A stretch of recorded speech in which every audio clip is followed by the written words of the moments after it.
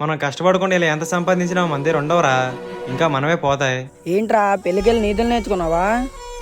హో, పోయింది నా డబ్బులు కదా, నీవు కాదు కదా. ఇలా అర్థం చేసుకున్నావేంట్రా? మనం మ్యాచ్లు గెలిచినప్పుడు నీకంటే నేనే ఎక్కువ ఆనందపడ్డా కదరా, మర్చిపోయావా? అదేరా, ఇప్పుడు ఏమైంది నీకు? అంటే అప్పుడు ఏదో తెలియక అయిపోయింది. ఇప్పుడు ఏంట్రా బెట్ట వేయొద్దంటావు అంతేనా? ఆ, ఆపే. అది అవ్వదు కానీ ఇంకేదైనా ఉంటే చెప్పు. నేను చెప్పాను రా, ఇంక నీ ఇష్టం. నాకు తెలుసురా, కష్టం వస్తే బెస్ట్ ఫ్రెండ్స్ అంతా స్ట్రేంజర్స్ అయిపోతారని.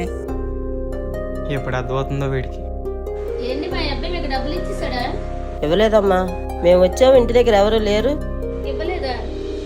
మా బాబుని అడిగి చెప్తానండి. ఏటి ఇందులో డబ్బులు లేవు? ఖచ్చితంగా ఆడే తీసుంటాడు. నేను చెప్పాను వాడికి, నా మాట అసలు వినడం లేదు.